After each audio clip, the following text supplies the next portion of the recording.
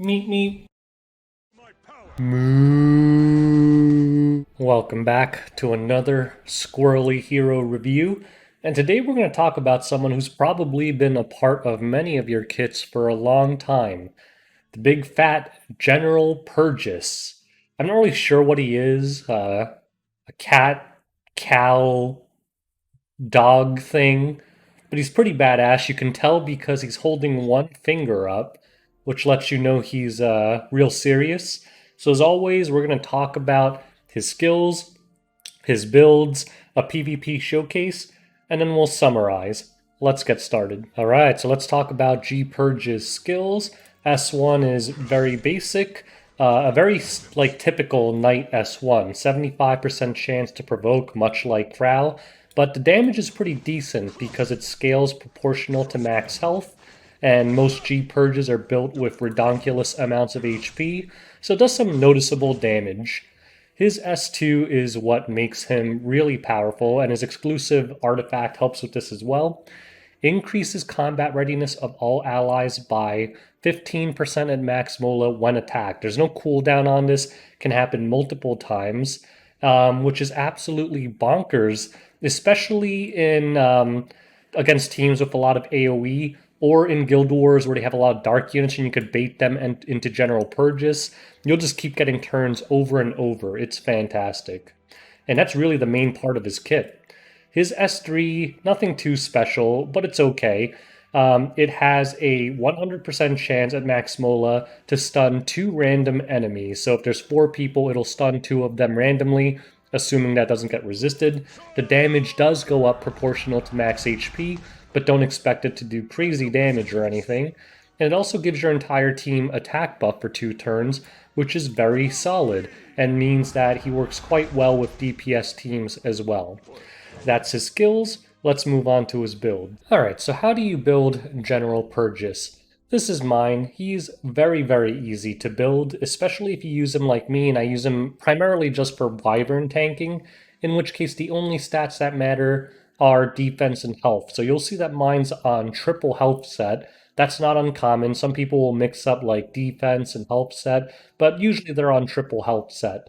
None of his other stats matter at all. You don't even care about effect resistance. You don't care if he gets disabled because he's just there to soak up hits and boost up your team CR.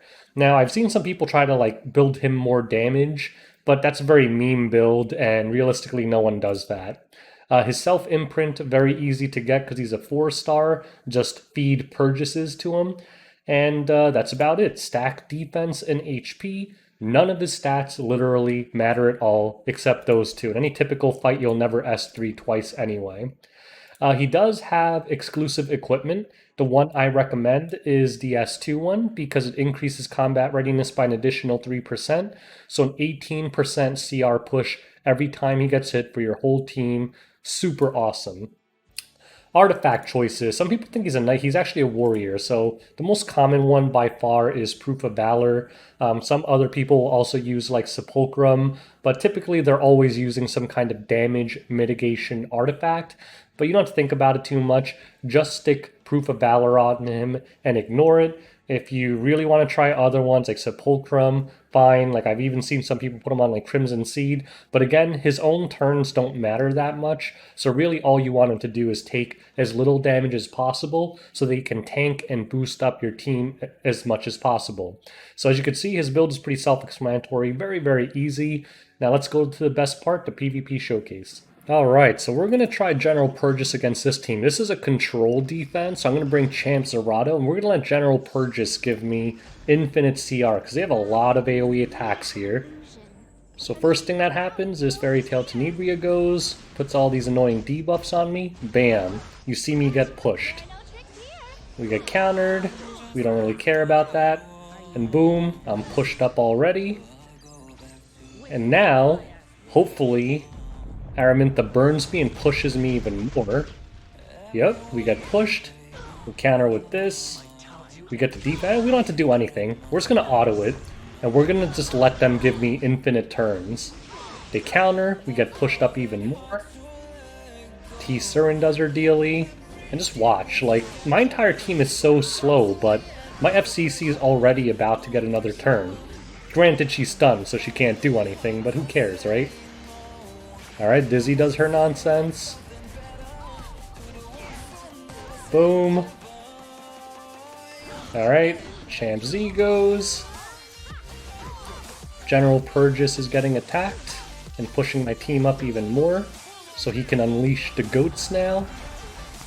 Boom. The Fairy Tale Tenebria just got goated. Boom. And at this point, it's a wrap. There's no way that I'm going to lose this. So Champ Z, go ahead and punch him in the face. And now, let's go ahead and try another one. Alright, for the last one, I know people are going to be like, that was more like a Champion Zerato debut. So here, we're going to use General Purrgis and really abuse the CR push this time. So T-Cern goes first. Oh, that's actually bad. Yeah, I got unbuffable on Landy, so let's go ahead and get that off. I only brought the Yen because I wanted her to attack buff. And we'll just, I don't know, poke T-Cern. Okay, so we're gonna do the Gundam here. Boom! We're gonna give Landy a billion turns. So here we go. We're gonna push up through this. What do we want to skill Nelly off of? We're probably gonna kill Charles first, right? So we'll hit him. Alright, LR Crowd is this nonsense, and we will get pushed up again. Perfect. Now we can give attack buff to my precious Landy here. You know what I'm gonna do? Do I want to leave the skill nullifiers on for now, so Landy can reset more? Yeah, we're gonna do that. Oh, he countered my Landy. No! Okay, good, he didn't crit. He stripped her, though.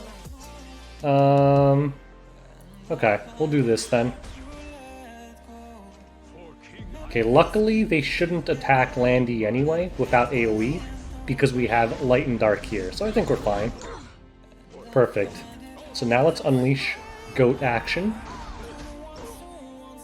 Oh, perfect. This is perfect. So boom. Now my Landy gets pushed up. And now we can Gundam again.